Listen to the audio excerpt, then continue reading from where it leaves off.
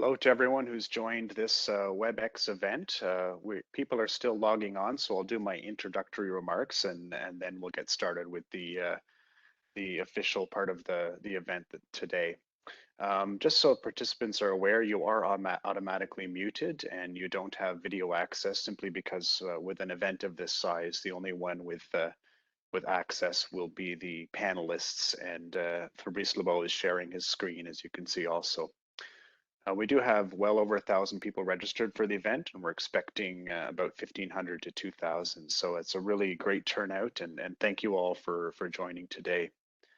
So my name is Chris Buddle. I'm Associate Provost of Teaching and Academic Programs, and I'm involved with planning as we're looking forward to the fall term. And joining me on the panel is Fabrice Labeau, who sends you lots of emails and has kept you very up to date in terms of our planning related to coronavirus, and obviously today we're looking at the update with respect to our fall planning. I'm going to just continue to provide introductory remarks while the rest of the people join, because we still have a lot of people joining into the event. I really wanted to welcome you here today and taking time out of your day, and I know everyone is extremely busy, and we really appreciate your interest in this event and appreciate your desire to be updated around what the fall planning is looking like. So just as a reminder, given the size of the event, you won't be able to turn on your camera or use your audio, but you will be able to enter in questions through the Q&A panel, and that'll be typically on the right side of your screen. It's not a chat function, it's called Q&A. And if you enter questions into that particular box, then the panelists will be able to see that and be able to address the questions that you might have. So what we're going to do today is Fabrice is going to give you a presentation that'll take probably about 15 minutes or so that will provide an update to our planning for the fall. You recall about a month ago we had a similar town hall where we gave the overall structure of the scenarios and how we were thinking about our planning at McGill for the fall term. And this is an update. We promised that we'd be back about every month or so to give you additional updates about the fall planning, and that's what we're here for today. So we're going to start with a presentation. Our goal is, again, to provide you an update. There's been a lot of people that have been involved with the planning on all parts of it, as you'll learn in a few minutes. And once we finish the presentation, we'll go through the questions that many of you submitted ahead of time, and also any questions that you're going to be submitting during the event itself. We've received hundreds of questions, and we've tried to arrange them thematically, and we're going to do our best to get through all the questions, or the bulk of the questions that you may have submitted. So we're now well over 1,000 people that have joined. So again, welcome. I'm Chris Buddle, and with me is Fabrice Labeau, and welcome to this WebEx event where we're going to provide you an update about the fall planning. So with that, I'll turn it over to Fabrice, who can begin the presentation. Thank you, Chris, and welcome again, everybody. So as was mentioned, what we're doing today is really give you an update on our planning for the fall 2021. A month after our previous town hall. And let me start by showing you a reminder of what we're doing. So this slide here, I realize there's a lot of text, but I don't think you need to look at all the details of the text. What this is a slide that we showed a month ago when we did the previous town hall about fall planning, where we explained that we are always working for the planning with 5 scenarios.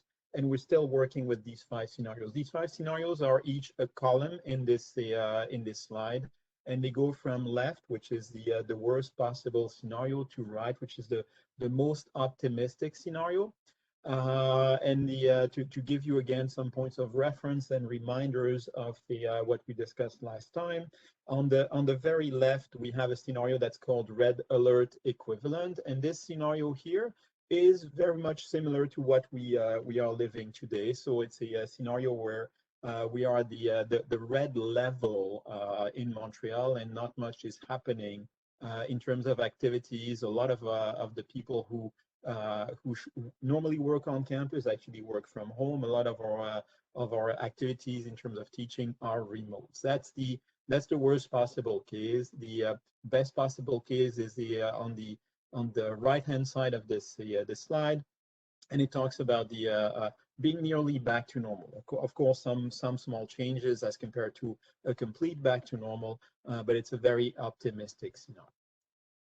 What we told you last time is that based on what we knew at the time about the pandemic is that we had two scenarios that we were watching much more closely as being the most likely scenarios as per the information we had at the time. We call these two scenarios realistic and realistic plus.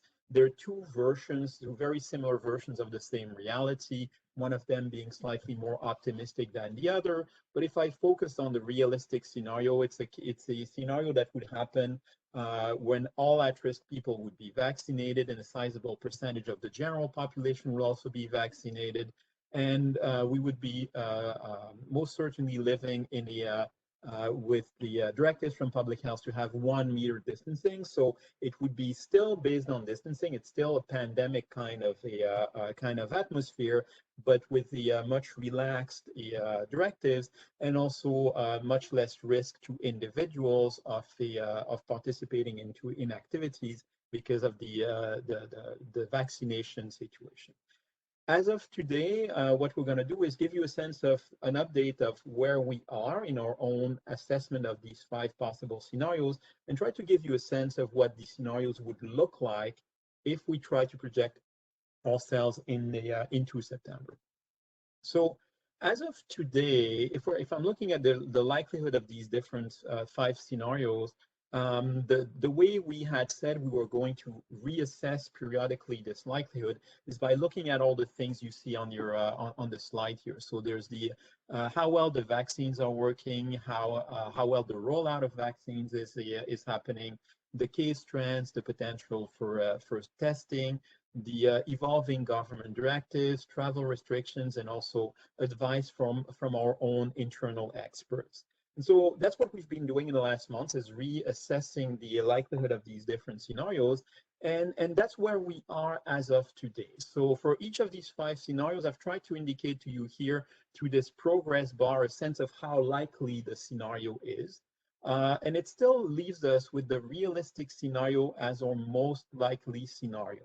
As with what we know today, we think September is going to look like our realistic scenario. In terms of likelihood, the next scenario after realistic is realistic plus, which again is a slightly more optimistic version of that.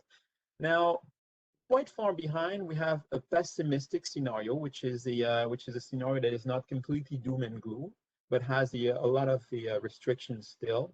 And then very unlikely remain the 2 extreme scenarios. So the red alert equivalent and the optimistic back to normal scenario, they're both very unlikely to happen in September based on what we know. So in terms of the work we're doing, we're still continuing to work with the 5 scenarios as of today, but we have more and more reassurance that the realistic scenario is indeed the most probable one for that we will face in September.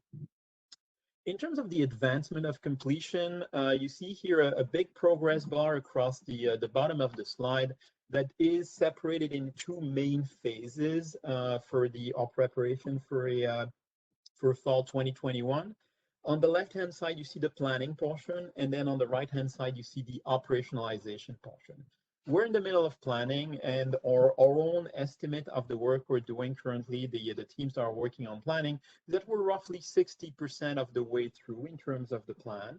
And we're hoping still to be done with the planning somewhere around mid-May. We don't have a fixed date, but that's mid-May is the range we're looking at which point we will basically move to operationalization. Operationalization means that for the remaining scenarios, the scenarios that we will continue to consider by that point in time, we will go into writing the detailed procedures, the detailed directives, the putting together the processes for approvals of activities, etc., making sure we have the right material in place in terms of communications, etc. So in terms of progress, we are roughly at 60% of our planning, still aiming to be done with planning around mid-May. This slide here gives you a sense of what it means to be planning for these 5 scenarios. And don't worry if you can't read the small font. It's meant to be that way. I don't want you to start reading every single detail here. It's just to give you a sense of what we're trying to do when we're saying we're planning for these 5 possible scenarios. So just to give you a sense of what I'm showing you here, you again have the 5 columns that represent my 5 scenarios in the same order as usual. And the rows in this table here are what we call functional areas of the university. So different areas of the university where we're devoting time to plan what would happen in each of these 5 scenarios. So the small font here is basically a summary of the situation for each of the scenarios and each of the functional areas. And so we will get in the next slide into more details related to the realistic scenario, because I really want to focus your attention on this. But be certain that we are developing plans for each of the 5 scenarios. This is also a very synthetic view of the scenario planning that we're carrying out, where we basically have defined 8 functional areas, so 8 rows only. The internal matrix with which we're working is far more detailed than that. Just to give you a sense of the functional areas, we have physical security. That's a functional area where we're looking at everything that is related to physical security that is due to the pandemic. So how do you access our buildings? Do you wear masks? How does the ventilation work? Where do you get your building? How does where do you get your mask? Where does how does the cleaning work, etc.? So everything that is really pandemic specific in terms of physical security. Academic programs delivery, it's everything related to teaching. That includes, of course, exams. And so deciding what's happening in person, what's happening remotely, and what are going to be the criteria to make these decisions in the different scenarios. Faculty and staff, it's the functional area where we're looking at who's going to be on campus, when, and under what circumstances, again, depending on the different scenarios. Study hub and flex spaces, this is where we're determining what we are currently running right now, study hubs and flex spaces as locations where students can go to study or can go in between in-person classes to just crash for 15 minutes or to eat, depending on the flex space we're looking at. So this functional area is trying to redefine how many study hubs and flex spaces and with what kind of format we need to have in the different scenarios. Services for students includes all the services we provide to students, either out of the Brown building centrally or in the faculties or through students associations. So, and the questions there really in the 5 scenarios is how much of it is done in person, how much of it is done on campus, and how much of it is done remotely. Residence and food services, so that basically applies to these areas of operation of the university. Events and extracurricular activities talks to all the things that I've not talked about, I would say, to be very wide here. So it's rush, it's orientation, it's receptions, it's activities nights. It's all sorts of events that all of our units and the students associations put together across a given academic year. Non-downtown location, that's a functional area that's looking at anything, any activity we do that is not happening on our downtown campus. So that means the other campuses, so the MAC campus, of course, the campus Outaouais in Gatineau, but also other properties that McGill has in different locations, like the Galt Reserve in Mont-Saint-Hilaire, or even the Bel Air's Research Center in Barbados, but also other activities that are not happening downtown. So courses that are delivered in other cities, other countries, mobility for students, mobility and travel for staff, etc., etc. So these are the functional areas that we're looking at and we're carefully planning for in the 5 possible scenarios. Now let me just spend a minute going into the details. So this is a zoom in that table only on one column, which is the realistic scenario.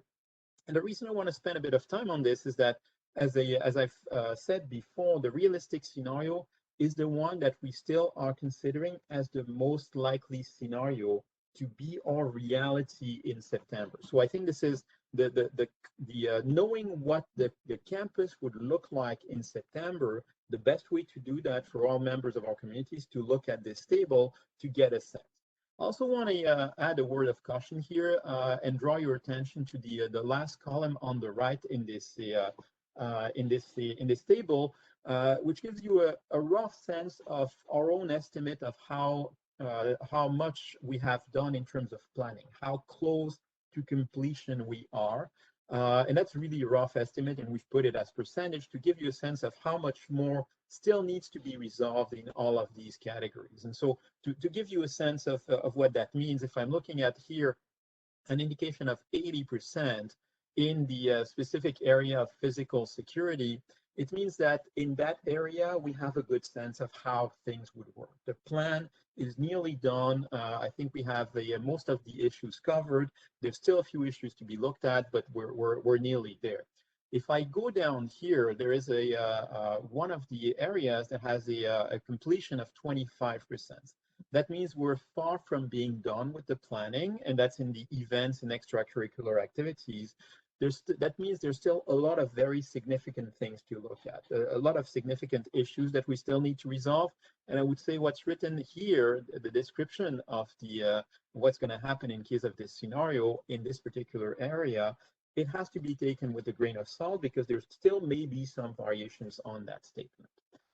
So with that in mind, again, thinking about the numbers you see on the right-hand side, let me go through the description of the realistic scenario along these 8 functional areas. So in the physical security functional area, we're looking at a case where our buildings, the doors will be unlocked, but only a few of them. So designated entrances to buildings would be unlocked. That means there wouldn't be a need for every individual to swipe a card before coming into a building. But that also means that it would be enhanced COVID patrols within the building, so we can check that people who are in the building indeed have business in that building. It wouldn't be at all the situation that we normally face on the campus where everything is open. Basically anybody off the street can walk into one of our buildings and cross the building, be in the building in any way. There's going to be clear signage that people can only enter if they have business in our buildings, and there's going to be added patrols to make sure that this is respected. There's going to be mask dispensers at the entrances, these unlocked entrances, so people can help themselves to masks as they come in for their day. In terms of academic program delivery, this is restating it with a bit more detail what we have been saying since the month of February, when we said that we would do as much in-person activities as possible on our campuses. Most lectures with fewer than 150 people will be in person. There is a little qualifier that says as per capacity. We're still looking at the detailed calculation of what we can fit where with the specific distancing of a realistic scenario, which is 1 meter, but we're confident that we'll be able to host nearly all of our lectures with fewer than 150 people in person. All labs would be scheduled, and that may mean changes in schedule, more sections, but all labs would be scheduled in this scenario. And in terms of assessment, I also want to point out that both the midterms and final exams could be remote or could be in person. Irrespective of how the lecture is given, the exams could be in person or remote. As per two constraints, I would say. One of them is the instructor's pedagogical choice of assessment method. And so some instructors will ask for a remote or for an in-person assessment, but also limitations on capacity, of course. With distancing, we may not be able to offer as much in person as in other years, but we're going to try as much as possible to make sure that we have the capacity that we need there. In terms of faculty and staff, we're looking at a progressive and tiered return to campus, starting with 30% of on-campus presence, going up to maybe 100% during the semester. So what we mean here is that at the beginning of the semester, on September 1st, we would start with 30% occupancy of our staff on campus. And the reason for that is that in a realistic scenario, the number of people on campus will increase drastically and very significantly because of the students taking courses, And so we want to be able to manage the load and the density in our buildings. So we will start small with the staff, with the 30% occupancy, and we'll monitor how well things are going, are the distances respected, can we actually manage the flows of people, and if we can, then we'll slowly increase our occupancy of staff in the buildings, going up to maybe 100%. And I'm saying maybe 100% because if we have a 1 meter distance rule in place, of course, there's many locations where 100% capacity is not going to be possible. Now, what that means for individuals in terms of their presence or not on campus will depend on the local units. So what we intend to do centrally is really give high-level directives in terms of 30% occupancy, and then the units locally will be able to decide what's the best way of using that 30% occupancy. In units that are mainly back office units, that I assume in most cases will mean that there's a rotation of people who come on campus. So it's roughly 1/3 of the people that are there on campus at any given time, and there's a rotation. For units that have a portion of their activity that is, for instance, student facing, I would imagine that it would mean that the people who are student facing would come back more often than the people who are more in the back office operation. So we'll of course issue guidelines to help local units make these decisions to take advantage as much as possible of the in-person component. Study hubs and flex spaces. We're looking at having study hubs in the realistic scenario in Redpath, Law, McLennell, and at Mac. So all these in libraries. But we would remove the need to do advanced seat booking before coming. So it would be much easier to come in and just take one of the available seats. We would continue having major flex spaces within faculties, and we're aiming for four at least, one in each sectors of the downtown campus, and also one at Mac.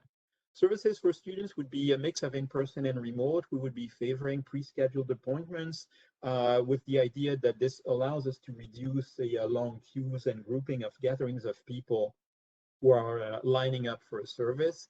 And if indeed there's a 1 meter distance, there may be limited athletics activities, but we also know that the directives for sports have always been treated a bit separately. So it may be that opportunities are actually higher than what we're currently expecting in terms of even group sports at that time.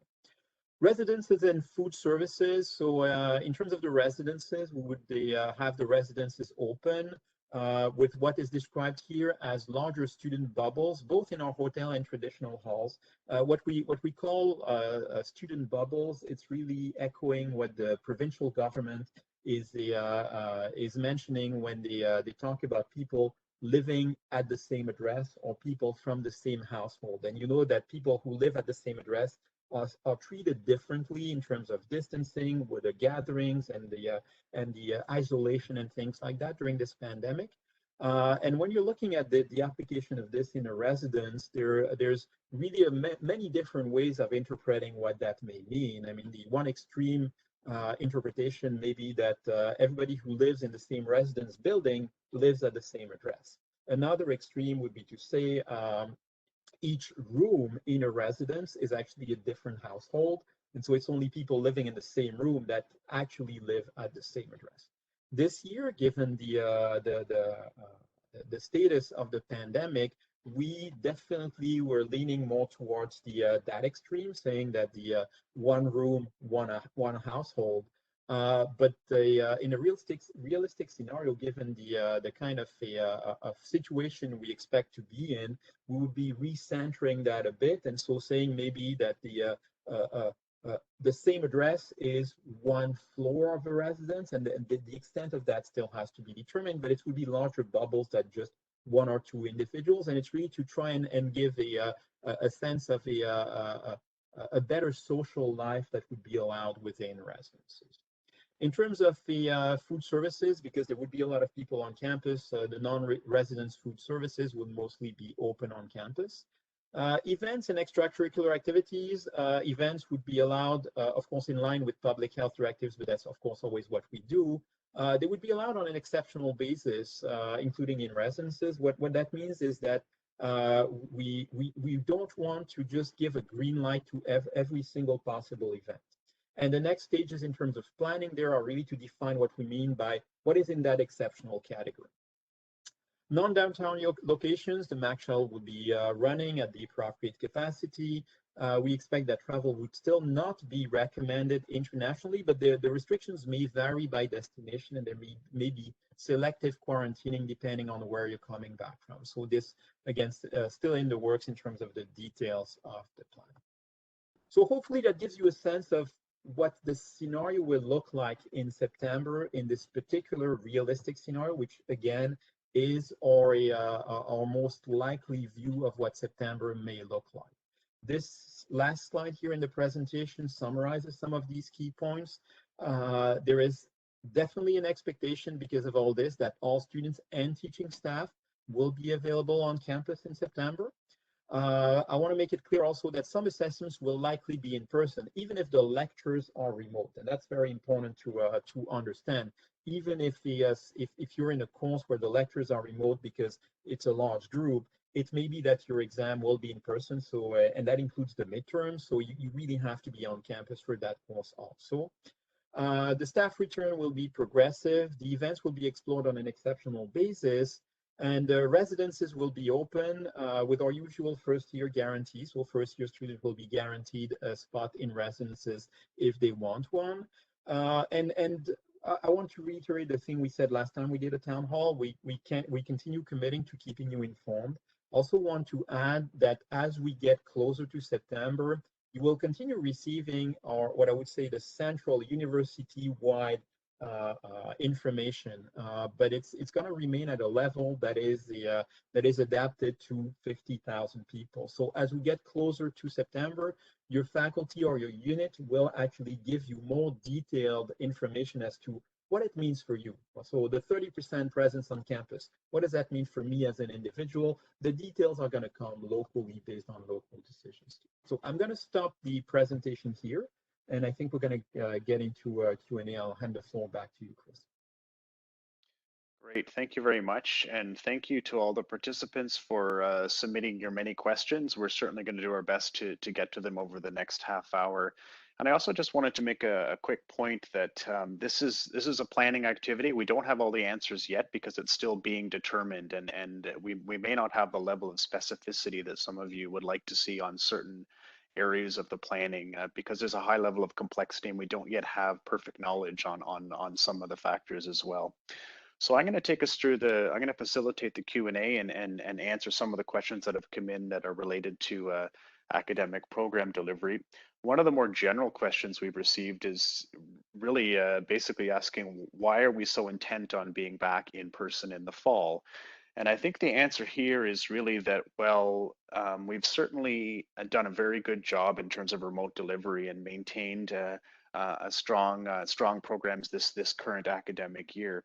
But we also know that the McGill experience is really about in-person academic activities for most of our academic programs. And those activities, whether it's design studios, labs, tutorials, lectures, they really are central to our academic programs. And this is actually why we also wanted to make sure our expectations were clear early on. And so that's why we announced back in February that there'll be an expectation for as much in-person activities that we can plan for. We obviously made a decision related to larger lectures because that was a very reasonable assumption in terms of a cutoff around larger lectures being remote, but other activities being in person. I also want to point out that we're not planning in a vacuum. We have very close contact with scientific experts, both within our own community and external, and very close communications always with our public health authorities and with the Ministry of Education. And I think we're very confident in the planning we've done so far. So I think it's really about planning, having robust plans in light of some of the uncertainty that we're facing. And Fabrice, do you want to just maybe mention a little bit about sort of some of the assumptions we're using around vaccinations with planning? Because I know that's something that's on people's minds quite a bit. Yeah, so the realistic scenario we're looking at is really relying on the assumption that we'll live in a world where a lot of people are vaccinated, and that's really relying on the current plans for rollout of vaccines that are still holding. And so if you remember, if the Quebec government has said that their goal is to have a first dose for everybody by June 24th, and the Canadian level goal here is to have everybody vaccinated by the end of September. So if we take all these two things into account and add to that the fact that at-risk people are prioritized in all this, we end up with the view of September where most of the people on campus will have had a first dose of vaccine. And on top of that, the at-risk people will have 2 doses of vaccine. So we're looking at a level of protection in the community in general that is going to be pretty high. Because of course the first dose of vaccine, as is being demonstrated by some other countries that have also done a lot of first dose first distribution, like the UK, that first dose is actually having a lot of impact on transmission of the virus. So the strategy that has been followed in Quebec here to start with the first dose for as many people as possible is actually working. It is really quenching transmission very, very seriously. So the world we'll live in September is going to be all the at-risk people doubly vaccinated. Most of our other people will have a first dose, waiting for the second. Some of them will have had the second. I'm hearing a lot of questions also from the community about international students and whether or not they will be vaccinated. And so international students who are currently in Quebec can actually be vaccinated as part of the normal rollout of vaccines. So as soon as it's open for their age range, they will be able to get vaccinated just like anybody else in Quebec. And once they arrive in Quebec, so new international students coming from abroad will arrive, let's say, in August. What we're looking at is trying to have a plan by which they would be vaccinated as soon as possible, so that by the time they finish their quarantine of 2 weeks for now, that first dose, if it's the first dose, will have had time to have an effect, and so they will also be protected. So we're really looking at a scenario where it's a vaccinated world, different levels, but a vaccinated world. And maybe, Fabrice, on the topic of vaccinations, one of the most common questions we've received is whether McGill will require proof of vaccination for the fall. This question is probably a 5-to-1 ratio in terms of how often we get this question. So why don't we address that one right away as well and get a perspective on that particular question?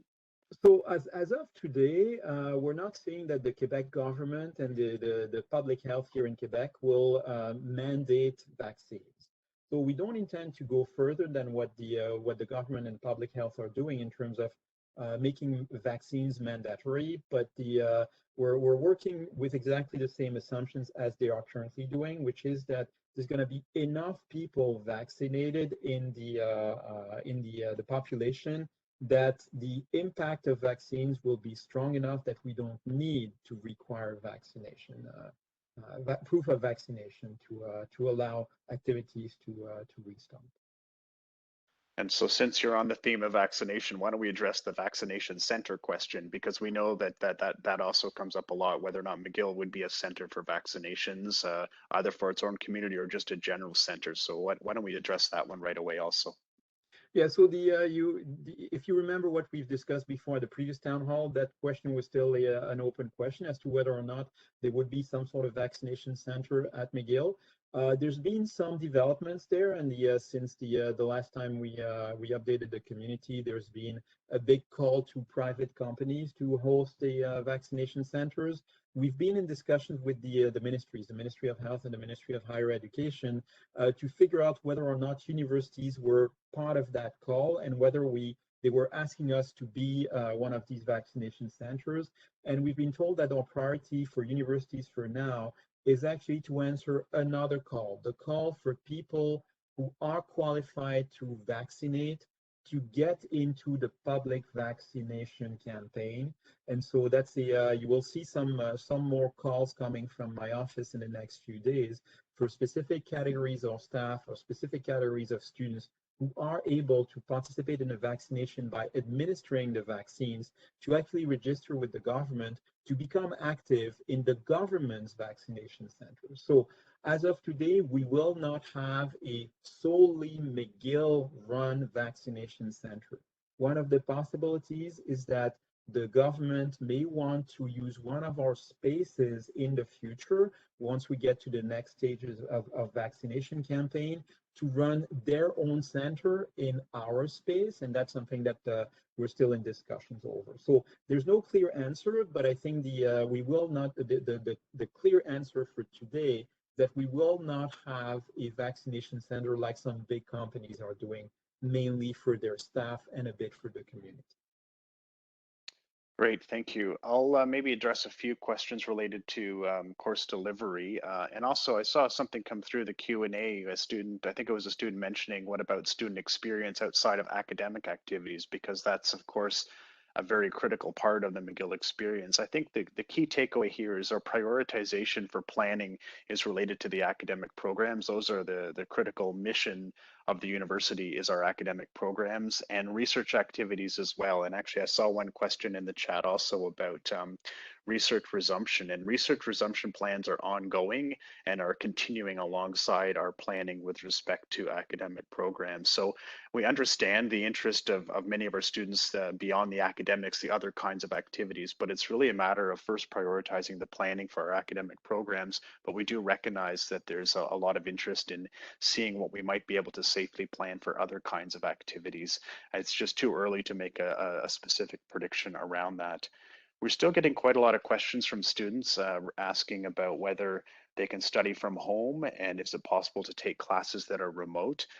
I think we've been pretty clear about this. There's definitely an expectation that students will have to be available in Montreal to access their courses.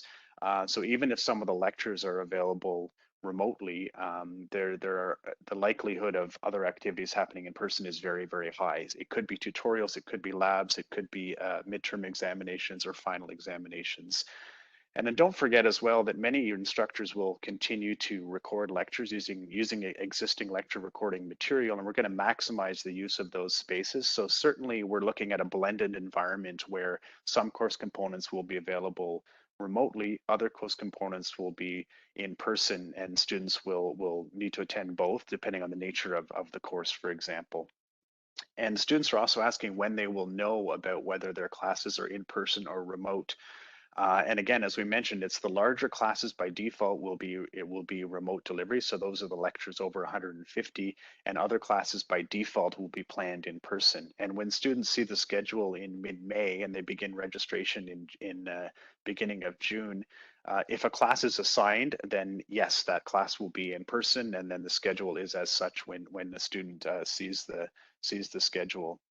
And the other question we're getting about delivery is about whether or not a course schedules might change over the summer. And what we're trying to do is not change the schedule. And this is really, really important for planning for students and instructors to understand when their course is going to be offered. Now, one thing we're hearing from instructors, and I saw this question as well, is that, well, I'm not sure about the capacity of the classroom I'm currently scheduled in. And so the reason I mention that is because it's quite likely that the class scheduling, the classroom assignments may change over the summer. The schedule will stay the same, but the room assignments may change. And what we're going to be doing with the planning is maximizing the use of the largest classrooms to make sure we can maintain the required physical distancing. And again, under the realistic scenario, that's a 1 meter physical distancing. So for the instructors that are listening and wondering about the capacity of their classroom, it's likely that your room allocation might change as we go through the planning exercise and as we adjust things. And we're working right now on those very planning scenarios. So the current room assignments are likely to change, but the schedule itself is unlikely to change. Okay, I think we're going to change themes a little bit. We're getting quite a lot of questions about returning to work as well. And one of the questions, Fabrice, is often, and I'll summarize it here. People are saying, well, I'm able to effectively work from home. Can that be maintained in the fall? And how will I know if I'm going to be coming back in the fall? And what support might I receive in that transition? Because people have been working from home for a long time now, and so it's going to be quite a transition coming back. So maybe you can speak to that set of questions, Fabrice.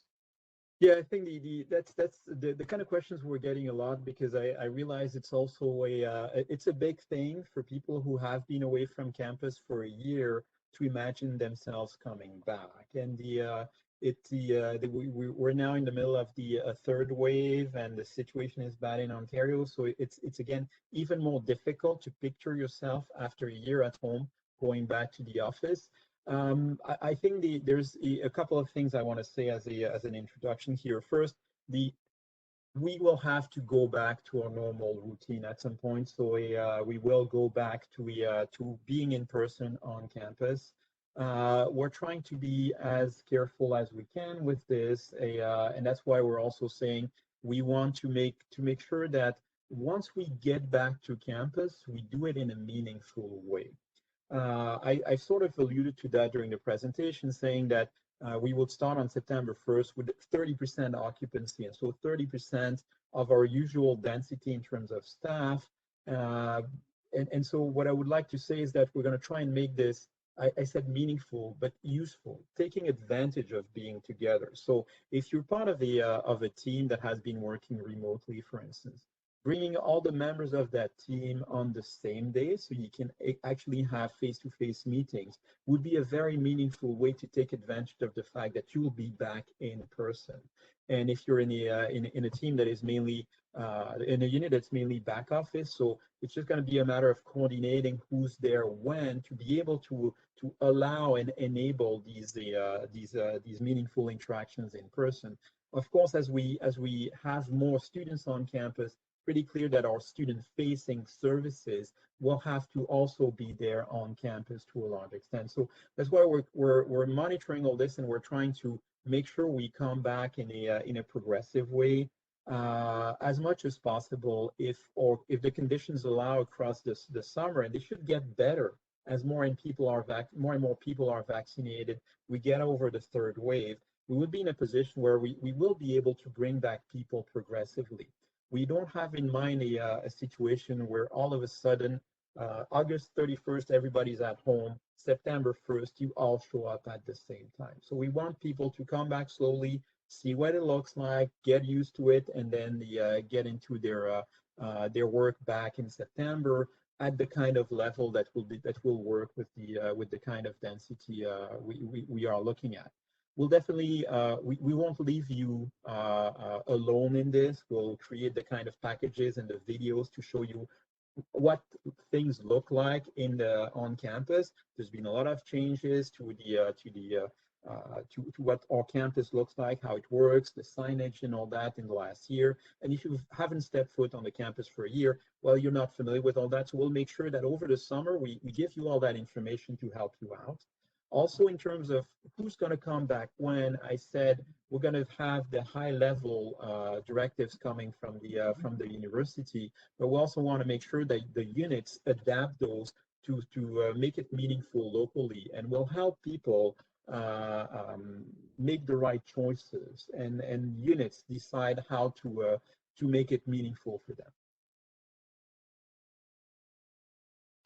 Great, thank you. We had a couple more questions related to assessments, and one of the questions is about, will there be final exams in the field house in December? And that's not one of the plans for the realistic scenario currently. We're looking very actively at the planning related to in-person assessments. There will likely be other kinds of assessments, and we're looking at the idea of what's called an assessment hub, or creating some spaces on campus that are bookable by for midterms or for final examinations. So it's unlikely under the realistic scenario that the field house will have final exams, but other spaces will likely be used for in-person assessment. We've also got some questions related to from instructors about how they felt that teaching online actually worked very, very well for them, and they wanted to continue that longer term. And I think the goal here is to, as I mentioned earlier, the default position for classes that were normally held in person prior to the pandemic, the default position is going back to in person. And if instructors wish to make longer term changes in their classes with respect to making them online classes, that's a related discussion, but the priority is really to go back to in person for classes that are normally offered in person, and that's really the plan for the fall. So if you have an interest in looking at the design of your class overall, that's a longer discussion, and of course we welcome innovative teaching options long term. But it's really something that's related to what we're doing, but it's not necessarily the driver in terms of decisions for the fall. Again, it's really the larger lectures are default remote deliveries, smaller will be in person, and there might be some other cases where other course components will be offered online. Um, a question for related to graduate students, whether PhD comprehensive exams might be held in person. And another question from a grad student was about delays in their research because they depended on international field work for their research. So on the first part, on the PhD comprehensive exams, I think it's reasonable that many comprehensive exams will be held in person in the fall. We might be able to use technologies to bring in external examiners to those rooms using web conferencing facilities. But yes, the PhD comps will, the goal will be to return to in-person to the extent possible. And for graduate students whose research is delayed, I think in many cases, research has been able to continue very actively all year. And for many students, they have been able to get back to the lab or be able to do their research. There are some areas where there are still delays, and that's going to take a little bit more patience and time, especially for field work that might require international travel. So keep in touch with your supervisor and keep in touch with your graduate program director and try to work on a plan and maybe front load your coursework, and we have to wait a little bit longer before the field work that might be held internationally might happen.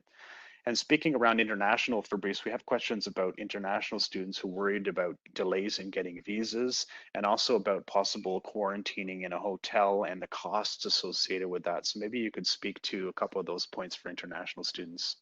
Yeah, I've seen a lot of questions in the Q&A around this, also asking whether or not vaccinated, doubly vaccinated people will have to carry out the quarantine.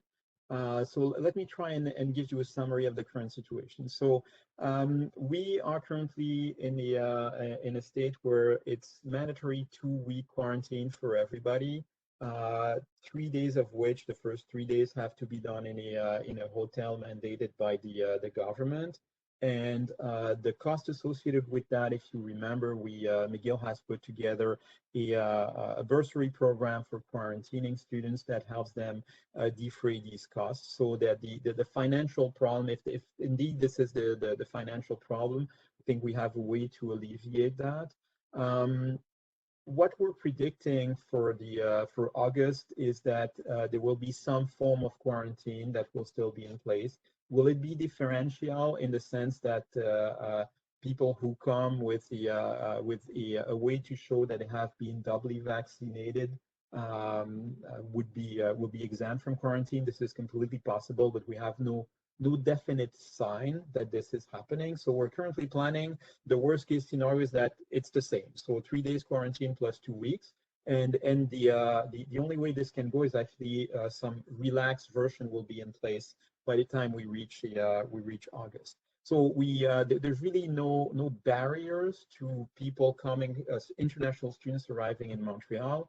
There's challenges, but we hope that these challenges are actually going to get smaller and smaller as we get closer to September. There's always a question that goes with that, with the question of vaccination, and I also want to tell everybody that we are all, meaning all universities in Quebec, in discussions with the ministries to make sure that there is a system in place we're at the level of discussing some details here. So can we get a shot in a student's arm as soon as they land is the first question. Then there's the next question is, okay, what if they have received a dose already? We give them their second dose, then do we put them on the schedule that is the province's schedule for the second dose? So this is being seriously looked at. So by the time we have to give all the details to our students, they will have all these details, all these things will be finalized. Finally, another big question for people is the question of being able to get their paperwork and the visas and the potential delays in obtaining a student visa, because the Immigration Canada is posting times that are very scary for some countries in terms of the delay between the time you put in an application and the time you get a study visa. So my first and simple advice here is please put in your request as soon as possible. But the other part of it is that in our discussion with the with Immigration Canada, and also from the experience we see of students, really these are worst case scenarios. The most visa requests will actually go much faster than that. And we're in discussion with Immigration Canada to try and also tighten the duration of the processing. So we're still very confident that the visa delays should not be a major hurdle over the next few months. But again, if you're an international student, you don't have your study visa, please, please, please put in the paperwork as soon as possible. Thank you. And just a couple general points. I've been looking through the chat as well. I just wanted to reiterate that we're in a planning process here. We haven't thrown out any scenarios right now. We have a very low probability for the two at the end, the optimistic and the red alert equivalent, but the other scenarios are still very much in play. And so we're using the 1 meter distancing as a planning parameter for the realistic scenario, but that doesn't mean that we aren't also looking at the other distancing requirements if the other scenarios come into play. And we're also building in decision points over the course of the coming weeks and months to make sure that we make the right decisions and focus on other scenarios if we need to. So that's really very much a part of the planning. I'm just a little concerned that there's some assumptions that what we're talking about are set in stone, and we're in a planning exercise, and as we move through it, we'll be operationalizing when we have the right information in hand and the decision points in hand. And another comment about vaccinations, I wanted to also reassure people that this is very much on our minds and a very high priority. We really do hear the community around the concerns that you're raising about vaccinations, first dose, second dose, and what McGill's role will be on that. So I wanted to assure you that we are hearing you on that and working very, very closely with our own experts and with the ministry and with public health authorities to make sure that we're well positioned on that way. Fabrice, you're going to add something? Yeah, well, I wanted to jump in about the 1 meter distancing, because I've seen a question pass by in the Q&A about the fact that everybody is saying 2 meters. So why are we all of a sudden coming up with 1 meter? This is not something we came up with. This is a plausible distancing directive that we've come up with by talking to the Direction de la Santé publique, so public health here in Quebec, where they're saying that by the time we reach September, the most likely distancing requirement they will recommend is 1 meter. So this is not just coming up with numbers. It's all based on discussions with the relevant public health authorities. And I'm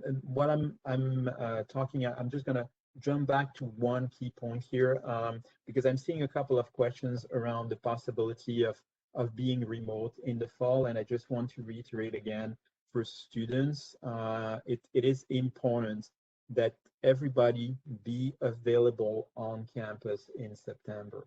I've seen a couple of questions around the idea of students who would pick their courses to be only large lectures, and so everything is remote.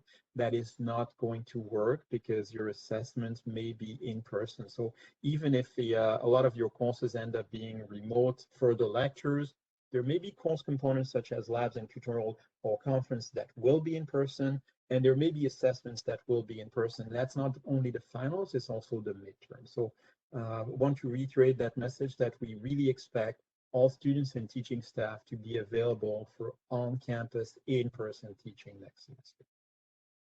Yeah, thanks, Fabrice. We're definitely doing our best to be as clear as possible, and so when we're seeing questions that repeat, we realize we have to reiterate. So thank you for that.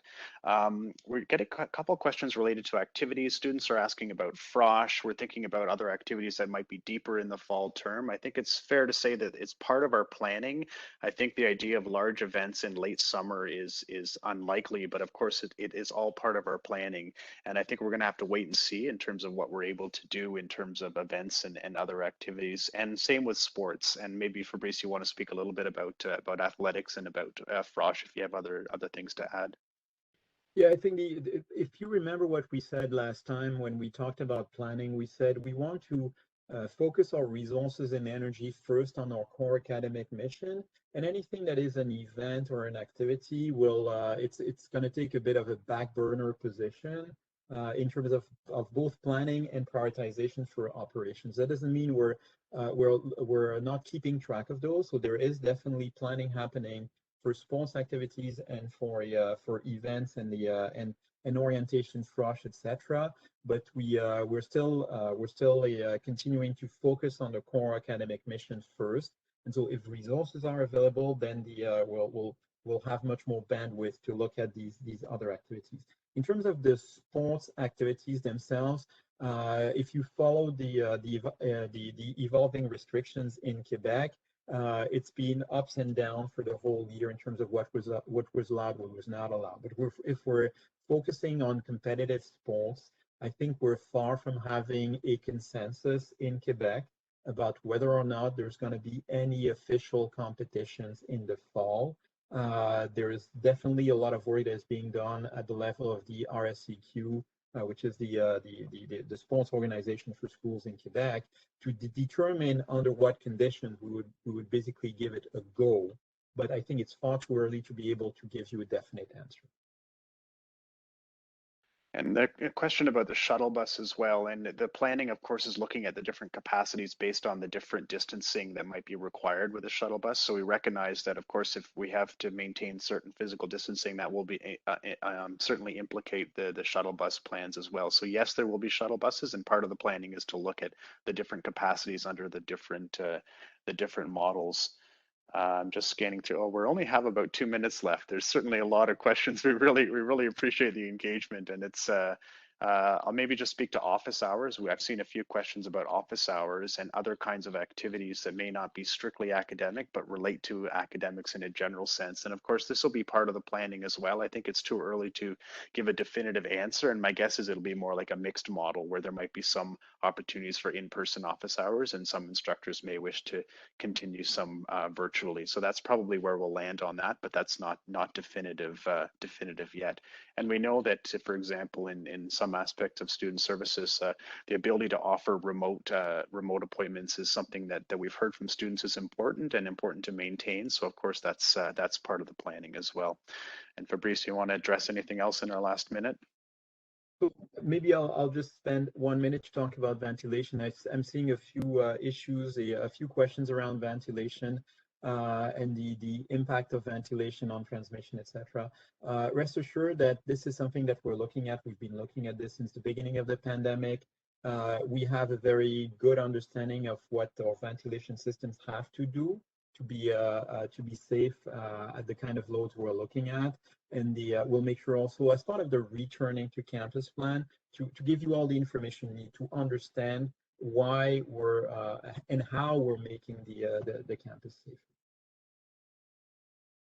So we're pretty much out of time. Maybe I'll take one more question, and we're trying to get to as many as we can. There has been a question about will masks still be required in the fall, and the assumption under the realistic and the realistic plus scenario is yes, but of course there'll be more information coming if there's a change with respect to procedural masks or face coverings. But right now we envision status quo with respect to masks on campus, and the physical security subgroup is looking at distribution, looking at hand sanitizers and all those kinds of important protocols that we anticipate most will remain in place for the fall term.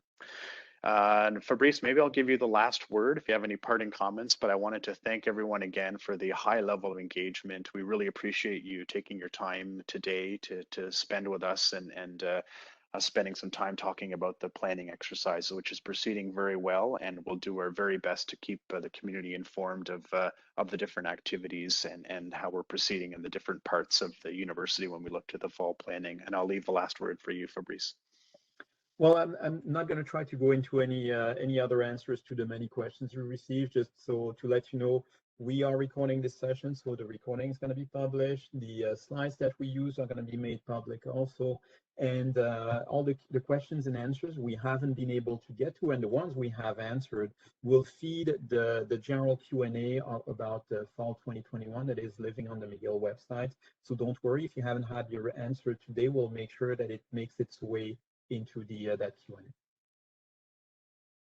All right, well, have a great remainder of your Tuesday, everyone, and we look forward to checking in with you at a future time. Thanks, everyone. Thank you.